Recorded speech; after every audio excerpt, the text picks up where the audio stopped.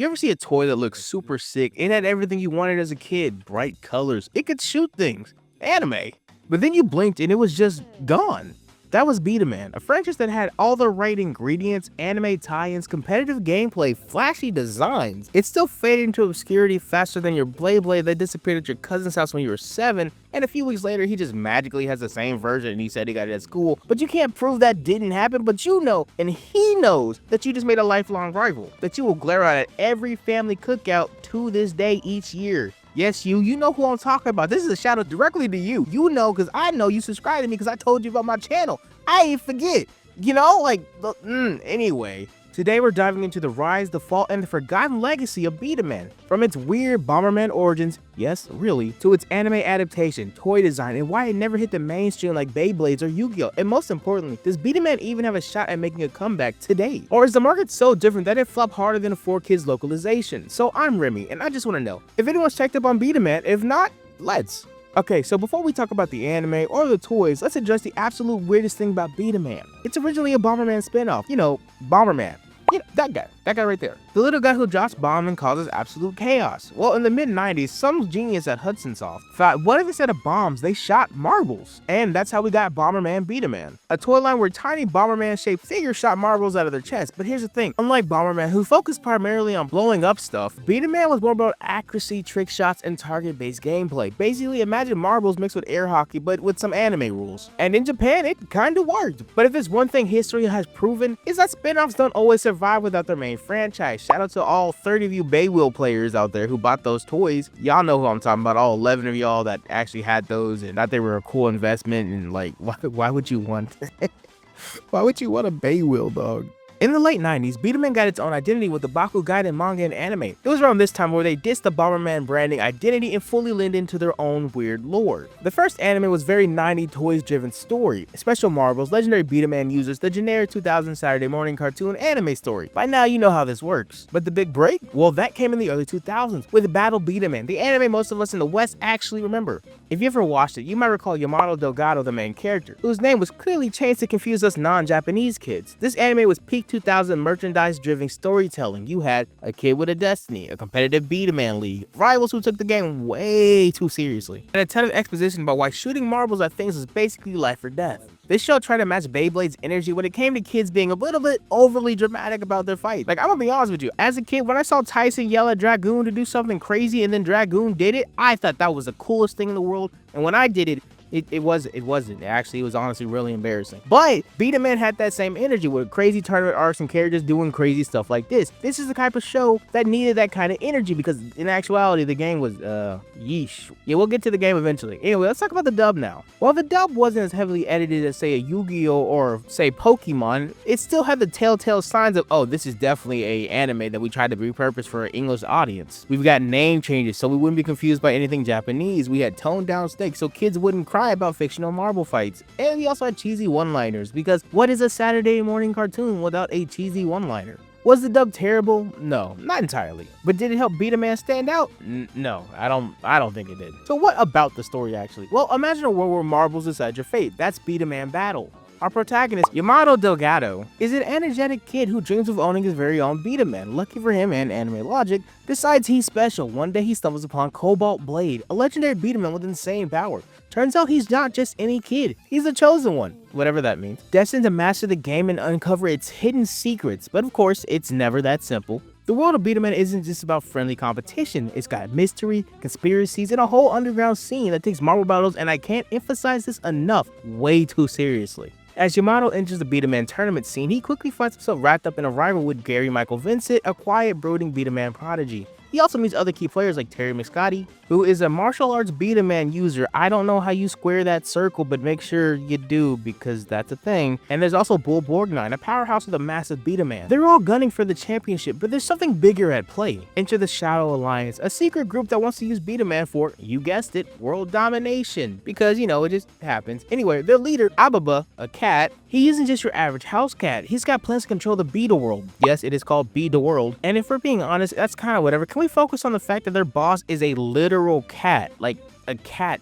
No, like, just, I'm trying to wrap my hand around how unserious the situation is, but whatever. Anyway, it's like, no, not anyway. I feel like if I brought out some catnip, I could save the world on accident. Like, this is just so unserious, but, you know, we're gonna keep pushing. While dealing with the Shadow Alliance, Yamato slowly unlocks all of Cobalt Blade's full potential, pushing himself to the limit. Meanwhile, Gray wrestles with his own past and motivations, torn between his personal goals and his growing friendship with his crew. And ignoring all this plot development and side character nonsense that happens, we finally get to the final showdown, a full-on war between Team Good Guys and the Shadow Alliance. Finally, Yamato faces down Ababa's ultimate B-Daman in a climactic duel where every shot counts, and in true shonen fashion, he pulls off an impossible final attack, shattering the forbidden B-Daman and ending the Shadow Alliance's reign. The tournament ends, peace is restored, and Yamato solidifies his place as the best B-Daman player, but of course, the adventure doesn't stop there. Mostly because the sequel series, Fire Spirits, literally picks up like right after this, with even crazier stakes, but I'm not getting into that, so we're gonna keep pushing now. So with all that lore in your mind, how do you even play B-Daman? Unlike Beyblades, where you let it rip and pray to physics, B-Daman was all about precision and power shot. The toy itself was a little figure with a marble launcher inside. You would load up the marble into its back, press the trigger, and bam! Launch it towards a target or another B-Daman figure. The goal? Either knock things down or hit a target before your opponent. Sounds fun. And it kind of was. But after that initial first 5-10 minutes, things start to get kind of boring, unfortunately. While with Beyblades, they had real battles. B-Daman was mostly target-based. It lacked the chaotic, unpredictable factor that made the tops smashing into each other so exciting. Whether it's back in the early 2000s or 2025, the most exciting thing about Beyblades is the factors that you can't control mitigated by the things you can. Say the weight of the Beyblade, or the disc, or the metal piece inside. All those factors add a little bit of chaos control.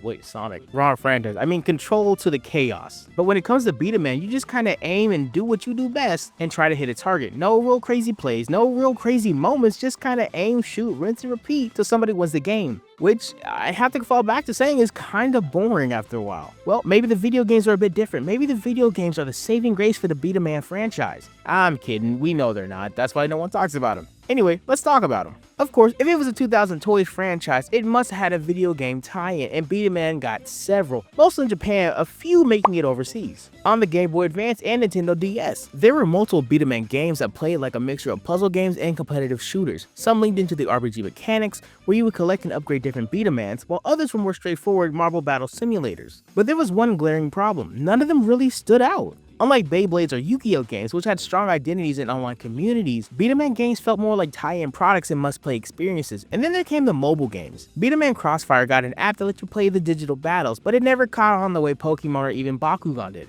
In short, the games existed, but none of them were game-changing. And that doesn't just apply to the video games, it also applies to the marketing for B-Daman. That being said, the marketing push for B-Daman in America was there, but it was never quite as strong as its competitors. The commercials made it look like the next Beyblades, but actual gameplay was slower and way more about precision. In my opinion, the problem was it didn't have the same instant gratification appeal. Kids want explosions, chaos, spinning tops colliding at high speed. I am/was kids, so I felt this. Not everyone wanted a game that required actual aiming skill. And let's be honest, marbles, really? In a post-Beyblade world, they were just not as cool as spinning tops or card battles with holograms. Now granted, this was years before Bakugan came out, so I stand by this. Also granted, Bakugan is getting a live-action movie soon, so maybe, maybe there's hope for B-Daman. Maybe not, maybe there is, I don't know. All I'm saying is there's not a live-action movie for Beyblades or Yu-Gi-Oh yet, so, like, maybe marbles were the play all along. Joking aside, why did it die in the West? Why did B-Daman vanish from American toy shelves? And obviously, I'm not in any boardrooms when they make these decisions, so I'm just gonna go off of what I picked up from researching and Google searching and all the other fun stuff.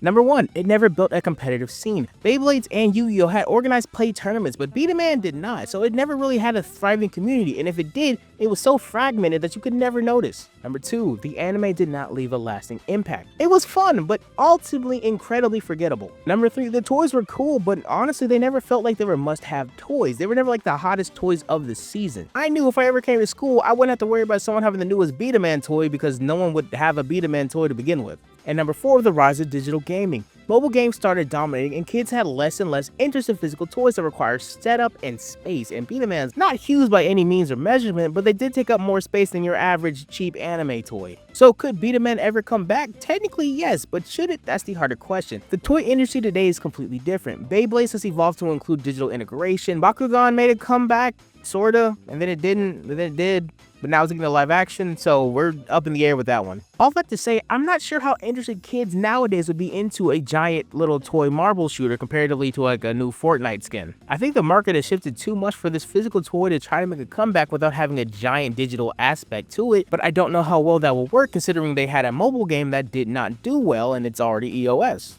I mean, maybe they can make a digital client that heavily focuses on the shooting aspect and attempt to make it an esport, but you gotta keep in mind, esports do nothing but lose money rather than make it, so I don't see how that would work long-term wise. So where is B-Daman now? Well, mostly in the past. The franchise has been largely dormant outside of Japan. There was an attempt to reboot it with Crossfight B-Daman in the early 2010s on the Vortex. That to say, the revival didn't gain as much traction internationally as I'm sure they actually wanted. Today, B-Daman exists as a niche collector's item. Some fans even still hold tournaments, and you can find rare models online, but there hasn't been a major push to revive it since. At the end of the day, Battle B-Daman was a wild ride. It had ancient prophecies and world-threatening conspiracies all over Marvel battles, and somehow that worked for a time. But sometimes things just don't last, and that's okay. Not every franchise needs a sequel, a reboot, or a dramatic revival to prove its worth. Sometimes stories exist to be a moment in time, something we look back on with a mix of nostalgia and bewilderment. Honestly wondering, did we really take marble shooting that seriously? And honestly, maybe that's for the best. Not every IP needs to be revived, expanded, or overcomplicated, with some gritty modern twists. Sometimes, a series is perfect in its weird early 2000s glory, and the best thing we can do is appreciate what we had instead of demanding something new. And if we're being honest, would not capture the same magic it once had, because let's be real here, those toys were a commitment. If you wanted to play B-Daman, you had to get the B-Daman, the ammo, the extra parts, the stadiums, and probably a vacuum cleaner to clean up all those extra marbles afterwards. It was fun, but it was also a lot. So maybe Battle B-Daman was never meant to be a long-running juggernaut. Maybe it was meant to be that one cool thing you thought was fun for a while, and then you ditched because you had your fun. Just like Yamato, who saved the world and then peaced out. And honestly, that's a pretty good legacy to have. So once again, I'm Remy. Thanks for letting me check out B-Daman. Like and subscribe and all that fun stuff, and I will see y'all in the next one. Y'all be easy. Later.